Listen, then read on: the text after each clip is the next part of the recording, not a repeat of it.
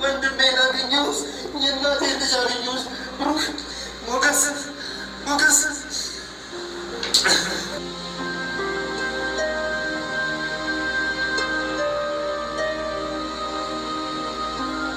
ላይክ አርጉኝ ፈልጌው ነው።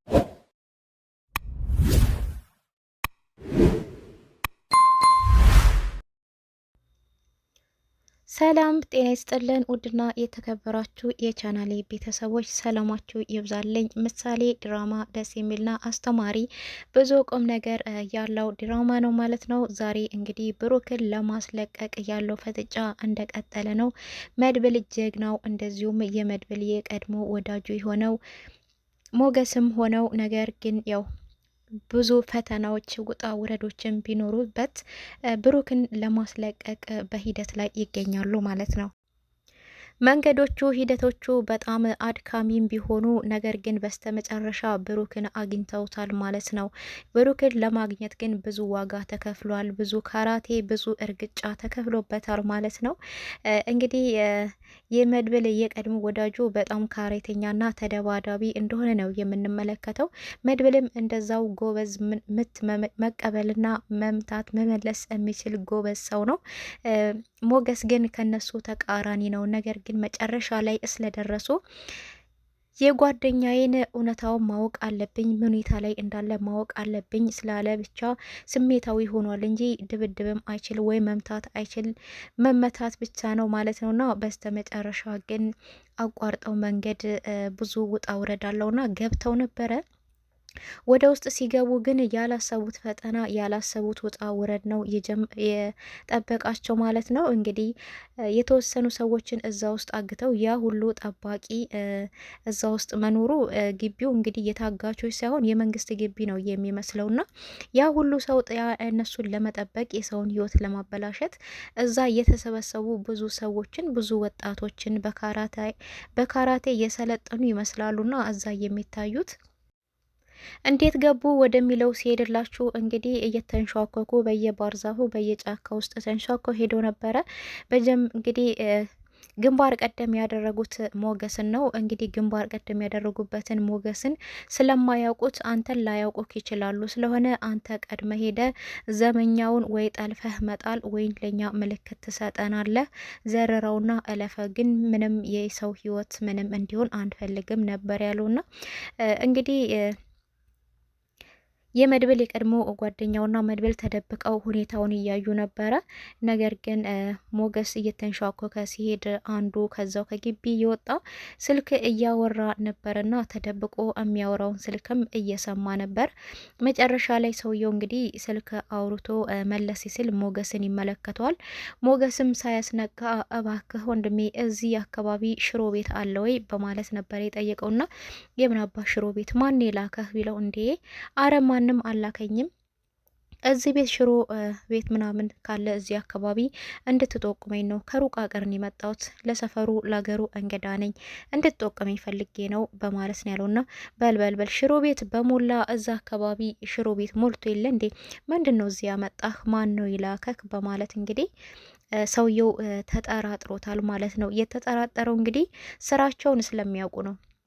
ስራቸው ምን እንደሚያደርጉ ምን እንደሚያካሂዱ እዛ ግቢ ውስጥ እንግዲህ ስለሚያውቅ ሞገስን ጠንከር ጠበቅ አርግቶ እንግዲህ አትሄድም በማለት ይዞታል ማለት ነው። ሞገስም በል ሰላም ዋልልኝ እንግዳ ውስጥ ካልነገርከኝ በማለት ትቶት እንግዲህ ተመልሶ ያለውን ኢንፎርሜሽን ሊነግራቸው ነበር ለጓደኞቹ።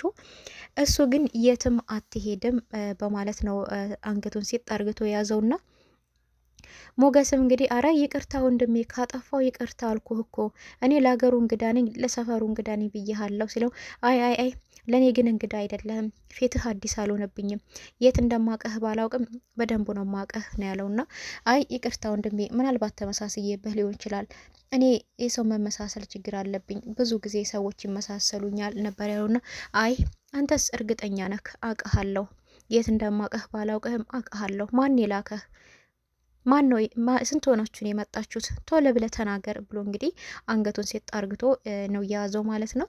ይሄንን ነገር እንግዲህ ይሄ ሰውዬ እውነት ሞገስ ይሄንን ነገር ይወጣዋል አይወጣውም እያሉ ነበር እነ መድብል። ነገር ግን አሾልቀው ሲመለከቱ ሰውየው መድብልን ዝናን እንዳነቀው አንገቱ እንደያዘው ይመለከታሉ። ስለዚህ በስተጀርባ ሄደን ይህን ሰውዬ እኛም መያዝ አለብን በማለት እንግዲህ በስተጀርባ ሄደው መድብልን ያነቀውን ሰውዬ እነሱም አንቀው ከመሬት ዘርረውታል ማለት ነው። ነገር ግን እሱ ራሱን ስቶ እንዲወርቅ በማድረግ ወደ ውስጥ ለመግባት ትግል እያደረጉ ነበረ።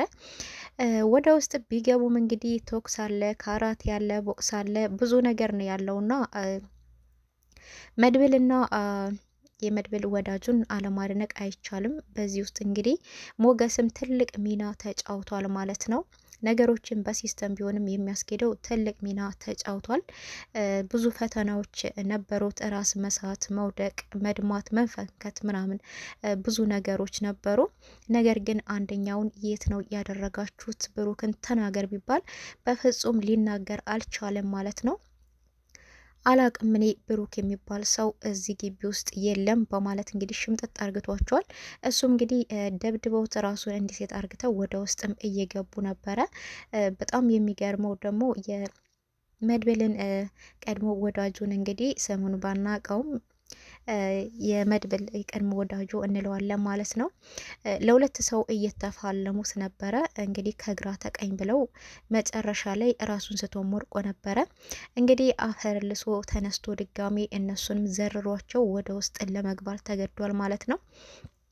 አንዱም ጠባቂ እንግዲህ እዛው ጎርደድ ዲዝል እዛው ቤት ውስጥ እንግዲህ ሞገስ እንደ ወንድነቱ ሰውየውን ጠጋ ብሎ በኩርኩም በካራቴ ምናምን ብሎት ነበር። ሰውየው መለስ ብሎ እንግዲህ አንድ ሁለቴ ሲለው ሞገስም ራሱን ስቶ ወድቆ ነበረ።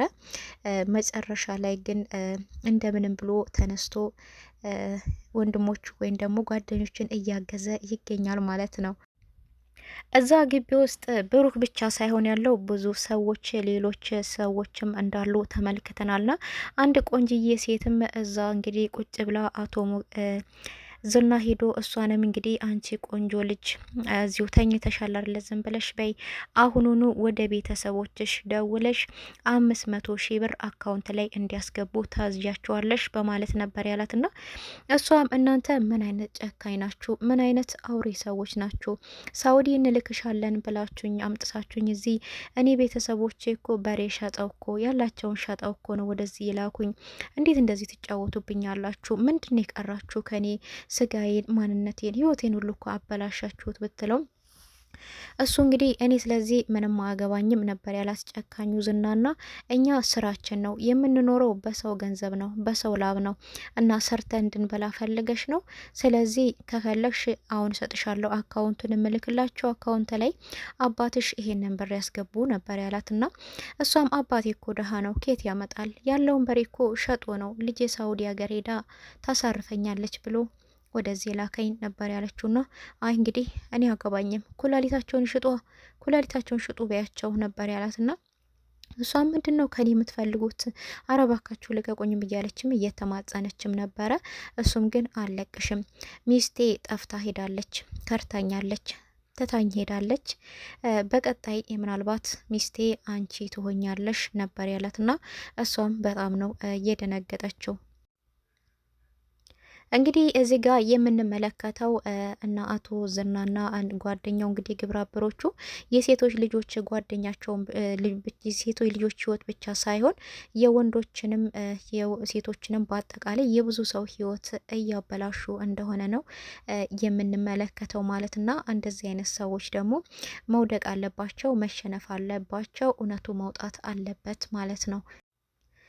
ብሩክ ብቻ ሳይሆን ነጣ መውጣት ያለበት እዛ ግቢ ውስጥ የተያዙ ያቺ ልጅም ማንኛውም ሰው እዛ ቤት ውስጥ የታሰረ ሰው ነጣ ማውጣት አለበት። እነ መድብልና ካሌብ ሞሲሳ ደግሞ ለህግ መቅረብ አለባቸው። ይሄን ደግሞ ህግ የበላይ ነው ስለሆነ እውነታ ወጥቶ እነሱ መጋለጥ፣ በግፍ የታሰሩ በግፍ እዛ እየተደበደቡ ያሉ ሰዎች ደግሞ ለህግ መቅረብ አለባቸው ማለት ነው። እንግዲህ መድብል በብዙ ውጣ ውረድ በኋላ መጨረሻ ላይ እንግዲህ ሰዎቹ ባይነግሩትም ሁሉም ክላስ እየሮጠ ሲሄድ አንድ ክላስ ውስጥ እንግዲህ ብሩክ ወንድሙን አግኝቶታል፣ ደስ በሚል ሁኔታ ማለት ነው። እኛ ግን ወይ የሞተውን ነው የሚያገኘው ብለን ነበር። እሱም ወንድሜ በህይወት እንኳን የማገኘው አይመስለኘው ወይ አካላተ ጎዶሎ ሆኖ ነው የማገኘው እያለ ነበረ። እኛም ጠርጥረን ነበረ። ነገር ግን ብሩክ ምንም አልሆነም። ያው ቢደበደብ እና ተደብድቧል፣ ሰውነቱ ደካክሟል ምናምን። ነገር ግን ድምጥ እየሰማ ነበር ከውጪ ሲደባደቡ ምናምን ድምጥ ይሰማልና በዛን ጊዜ ቀስ ብሎ እንግዲህ ሰንሰለቱን ከእጁ ለማውለቅ እየሞከረ ነበረ፣ በሌለ ጉልበቱ ማለት ነው። ብሩክ እንግዲህ መጨረሻ ላይ መድብል ደርሶለታል ማለት ነው። መድብልም እንግዲህ እሱን ሲያው በጣም ነው የደነገጠው። ወንድሜ በህይወት አለ፣ ወንድሜን አገኘሁት፣ የእናቴን ልጅ አገኘውስ ብሎ እንግዲህ ደስታውን መቆጣጠር አልቻለም።